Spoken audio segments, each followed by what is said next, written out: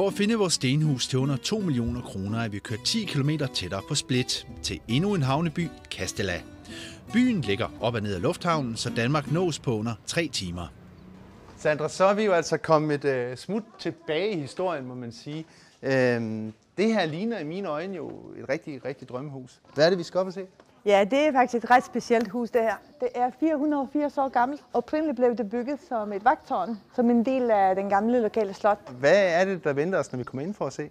Ja, det kan jeg næsten ikke vente med at vise jer, for der er rigtig mange smukke detaljer, I får lov til at se. For 14 år siden, en tysk arkitekt købte det her hus, og siden har han gjort mange gode ting ved huset. Det gamle vagttårn er i dag opdelt i 4 plan og tæller 120 kvadratmeter. Stueetagen indeholder grovkøkken, bad og kontor, og herefter følger stue, køkken og værelser på de andre etager. Øverst finder vi tagterrassen. Værsgo indenfor. Tak skal du have. Det her ser altså rigtig spændende ud. Ja, som du selv kan se, det er renoveret med sandsmå detaljer. Prøv lige at kigge på den her vask.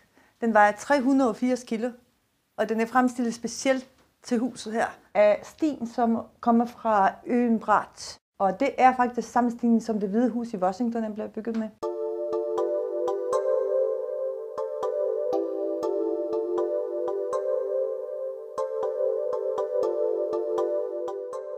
Ja, og det er måske husets første trappe. Ja, og det har flere i vente. Det er et gammelt stenhus. Så er der mange trapper. Det må finde sig i. Det er en lille charme. Her har vi stue og køkken. Og det er faktisk husets største sammenhængende rum. Og vi taler jo altså nogle ret små plan i det her hus. Hvor stor er hver etage? Det er 30 kvadratmeter hver etage. Det er ikke meget. Det er mange, der bliver overrasket over. Men sådan er det gamle stenhus bygget i Kroatien, så det er noget, man må tage med. Jamen lad os prøve at gå op ovenpå og kigge.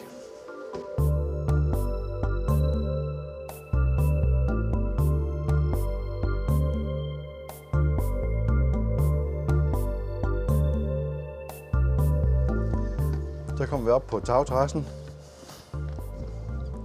Der har vi en fin udsigt. Det må man sige. Og den er svær at undgå at se. Han har også en stor solfanger. Ja. Er det specielt dyrt at købe energi i Spanien, eller hvad? Nej, det er det ikke, men det er blevet lov her i Spanien, at man skal have solfanger, og at den skal forsyne ejendommen med 75% af varmevandsforbruget. Ellers så er energipriserne her i Spanien, det er cirka halv til en tredjedel af priserne i Danmark. Og så er der grønne områder, og jeg kan vist godt tillade mig at sige, at det er måske ikke de mest charmerende grønne områder. Hvad betyder det for prisen? Det er klart, at det trækker prisen lidt ned ved det, at der vil blive byggeaktivitet her, og det er jo en af de ting, der vil blive støj og så videre i nogle år frem i tiden. Så det kan vi lige så godt erkende. At for de grønne områder i Spanien, det er lige med byggeaktivitet? Det er det i 9 ud af 10 tilfælde, ja. Så skal vi ud på tagterrassen. Som du kan se, der er ikke noget havudsigt, men der er udsigt til byens tage og bjergene i baggrunden. Og jeg synes, det er meget charmerende alligevel.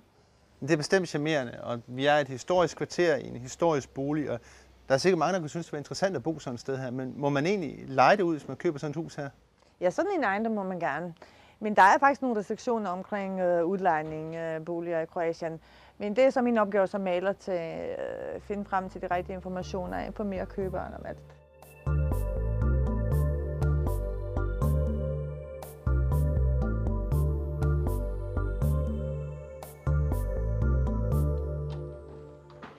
Ja, det var altså huset. Sådan ser det ud, men hvad koster det? Det koster 1,9 millioner danske, plus handelsomkostninger, vil jeg sige. Og den pris, er den så til forhandling? Man kan da altid prøve, men der er ingen garanti. Selvom der er dejlig atmosfære i både hus og gader, så er de små plan svære at indrette. Hertil kommer vedligeholdelsen på et 500 år gammelt hus, og så mangler jeg altså andet end udsigt til tage fra terrassen. Trods husets historie får vi ikke dobbelt så meget bolig, som vi fik i lejligheden til under 1 million. Så lidt skuffet deler jeg bare 3 ud af 6 mulige point ud til det gamle vagttårn. Og den bolig her, hvad koster den? Jamen, den står til 1,73. Og er det så det, den koster, eller er det bare det, den står til? Ja, det er det, den koster. Det er bygmesteren, der sætter prisen, og jeg har ikke rigtig nogen indflydelse på prisen. Men vi kan jo selvfølgelig altid prøve at gå lidt efter ham og se, om vi kan nuppe lidt ekstra rabat fra ham. Men jeg er ikke så optimist, den er i forvejen meget sat ned. Bolig nummer 2 i Torrevieja er en flot, moderne og indflytningsklar bolig. Desværre ligger den, ligesom den første bolig, jeg kiggede på, ikke specielt charmerende. De kommende års byggelarm trækker naturligvis ned, men jeg synes, at man får meget bolig for pengene, og med tiden kan området blive attraktivt. Jeg havner på karakteren 4 til det nybyggede dobbelthus.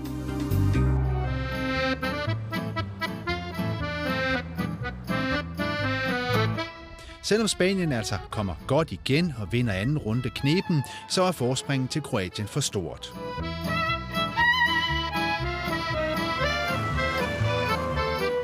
Konklusionen i vores lille til salgdyst er altså, at man for tiden får mere for pengene her end i Spanien og Torrevieja. Boligerne er billigere, de ligger tættere på vandet, og standarden er minimum den samme som Spanien. Så Sandra og Dalmatien løber med sejren. Hvis man alligevel, trods det her rimelig billige prisniveau, vi ser i Kroatien, er bange for at købe bolig her i Kroatien på grund af landets historie, hvad siger du så? Ja, det håber jeg sandelig ikke, der er stadigvæk nogen, der tænker på, at den krig, der afsluttede for 15 år siden. Men hvis der er stadigvæk nogen, der er bange for det, så kan jeg kun opfordre dem til at komme og besøge Kroatien. Jeg lover, at de glemmer alt om krigen, når det kommer herover.